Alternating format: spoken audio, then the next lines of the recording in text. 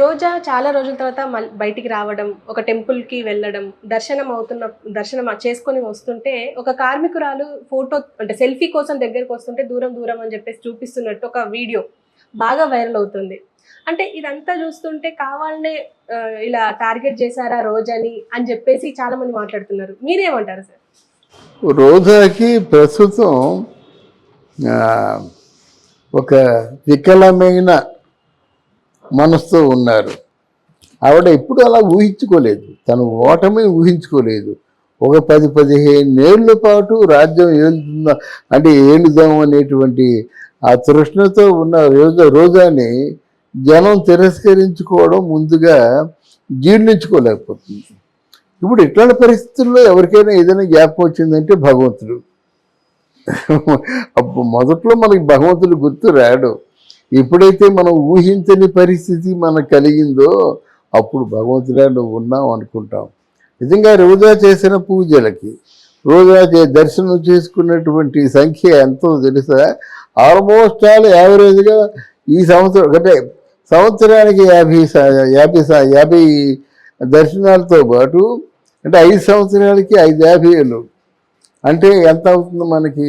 2500 దర్శనాలు చేసుకొని ఉంటుంది. ఒక్కసారి వెళ్ళి దర్శనం చేసుకుంటే ఆ వెంకటేశ్వర స్వామి కోరిన కోరికలు తీరుస్తారు కదా. ఇది నిజంగా పిచ్చ భక్తురాలన్నమాట. 2500 సార్లు వెళ్ళి దర్శనం చేసుకుంటే తను దర్శనం చేసుకోవడమే కాకుండా తన శ్రేయోభిలాషుల్ని మూకమ్ముడిగా ఒక 50 మందిని తీసుకెళ్ళి దర్శనాలు చేయిస్తే ఎంత పుణ్యం ఉంటుంది. వాళ్ళు ఏదో మాట్లాడుకుంటారు, ఆ మాటలు మనం మాట్లాడుకోవద్దు. ఆ డబ్బులు తీసుకుంటుందని, వసూలు చేస్తుందని, చాలా ఎక్కువగా ఏదో ఫ్రాడ్ చేస్తుందని, అది మనకు అవసరం లేదు. కానీ భక్తితో ఇన్నిసార్లు వెళ్ళింది కదా భగవంతుడు, ఆ మొర ఆలకించరా, ఎందుకు ఇలా జరుగుతుంది అని ప్రజలు అనుకుంటున్నారు అన్నమాట. ఆవిడ అభిమానులు ఉంటారు కదా. తర్వాత ఈవిడ మొదట్లో కొంచెం బాగానే ఉండేది. జబర్దస్త్లో చేస్తున్నప్పుడు అక్కడెక్కడో బయట నోరు పారేసుకున్న జబర్దస్త్లో ఒక చిన్నపిల్లలా మాట్లాడేది సౌమ్యంగా, ఇప్పుడు నవ్వుతూ ఉండడం. ఆవిడ పట్ల నేను ఆవిడలో అంత అగ్రెసివ్నెస్ ఉంటుందని ఊహించలేదు. కానీ ఎప్పుడైతే జగన్మోహన్ రెడ్డి 2వ టర్మ్ కూడా ఎమ్మెల్యే గెలిచిందో అక్కడి నుంచి వీర విహారం చేసింది. కళ్ళు మూసుకొని తనకు తోచిందల్లా చేసేసింది. ఒక 12,000 రూపాయలు రెంటింట్లో ఉన్నటువంటి రోజా, తన చెక్కులన్నీ కూడా బౌన్స్ అయిపోయి కేసులు ఎదుర్కొన్నటువంటి రోజా, తన అన్నదమ్ములిద్దరూ కూడా బాగా నష్టపోయి ఫ్రాడ్ అని, ఎందుకంటే కుమారస్వామి ఇచ్చిన చెక్కులు సూపర్ హిట్ పత్రిక కుమారస్వామిది అంటే అన్నదమ్ముడిది, దానికి 35 లక్షలు ఎంతో నష్టపోయింది. నష్టపోయినప్పుడు ఎలా వీళ్ళు ఏదో తాత్కాలికంగా నిలుపుదల చేయడం కోసం చెక్కులు ఇచ్చారు. ఆ చెక్కులు మారలేదు, కేసులు వచ్చాయి. అటువంటి పరిస్థితిలో ఉన్నటువంటి రోజా ఈరోజు ఒక 3,000 కోట్లకు అధిపతి అంటే సహజంగా అందరూ ఆలోచిస్తారు ఎలాగ ఇంత స్థాయి వచ్చింది. వాళ్ళ అన్నదమ్ములు ఇద్దరు కూడా మినిస్టర్ల కింద లెక్కే, వాళ్ళ ఆయన ఒక మినిస్టర్ కింద లెక్క. అంటే 1 షాట్ 4 బర్డ్స్ అన్నమాట. ఒక ఎమ్మెల్యే అయ్యి, ఒక మంత్రి అయ్యి మొత్తం నలుగురిని 4 చెరగలుగా పంపించేసింది. 4 చెరగుల అంటే ఒక దిశల అని అర్థం, తప్పు మాట ఏం కాదు.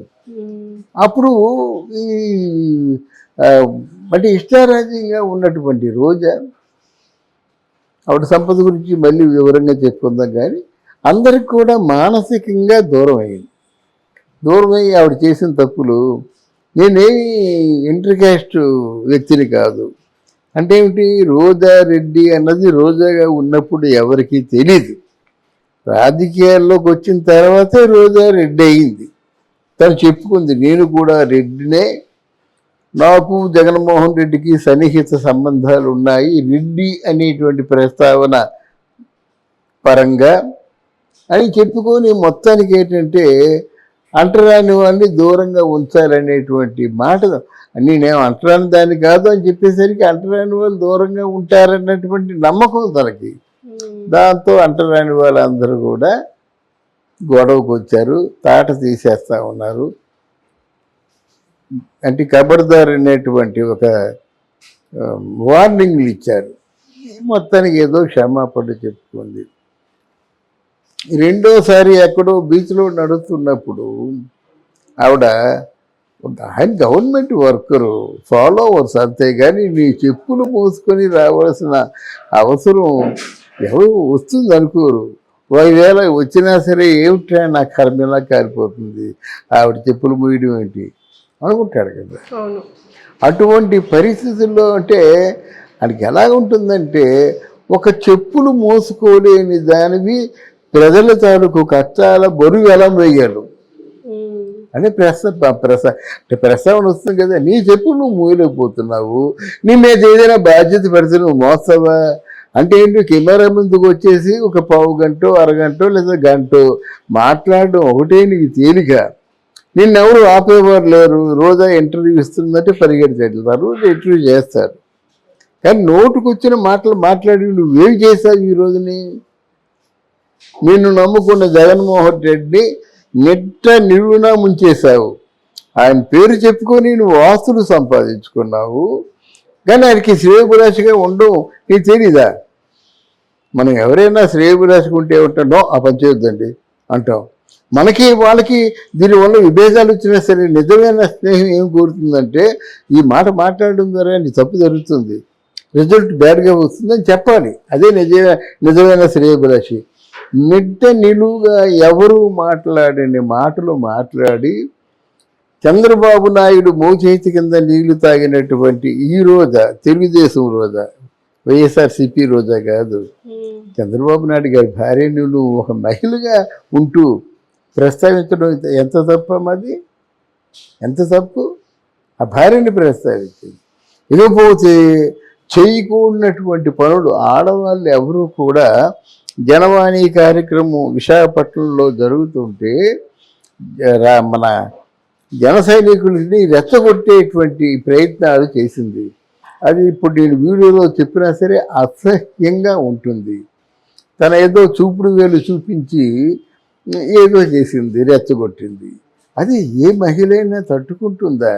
నీ ఓటమికి ఇవే కారణాలు. నోటుకు వచ్చిన అబద్ధాలు ఆడావు, నోటుకు వచ్చినటువంటి సైగ చేశావు, నన్ను రేపు చేసే ధైర్యం ఎవరికీ లేదన్నావు. ఈ మాటలేంటి? నీ ఉద్యోగం ఏంటి? నీ మాటలేమిటి? నీ ఉద్యోగం ఏంటి? పదవి ఏంటి? Tourism and cultural affairs. Cultural సాంస్కృతిక శాఖను చూసే వాళ్ళు మాట్లాడవలసిన మాటలేనా ఇవి?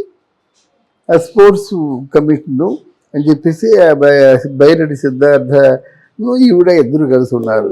దాంట్లో అందరూ అనుకుంటున్నారు కదా 100 కోట్ల పైన తినేసిందని చెప్పేసి. దానికి సమాధానం చెప్పారు కదా.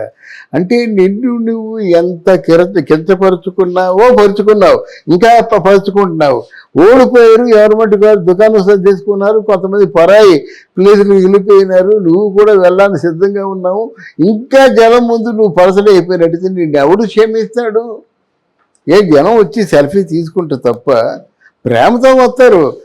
ఎవరైనా కొంచెం చదువుకున్న వాళ్ళు ఎవరో అటుపోయి చూడరు. వచ్చారంటే పాపం ఆవిడెవరో మామూలు స్కావెంజర్ వచ్చింది, ఫోటో తీసుకుంటే నీకు అంటరానితనం అనే భావన లేకపోతే ఫోటో తీసుకుంటాగా. అందువల్ల ఎంతవరకు పెట్టి సర్వనాశనం అయిపోతుందన్నమాట. అంటే ప్రజలు మంచిగా అనుకున్నటువంటి ఒక మాట మాట్లాడటం లేదు, ఒక ప్రవర్తన కూడా ఆవిడ ప్రవర్తించటం లేదు.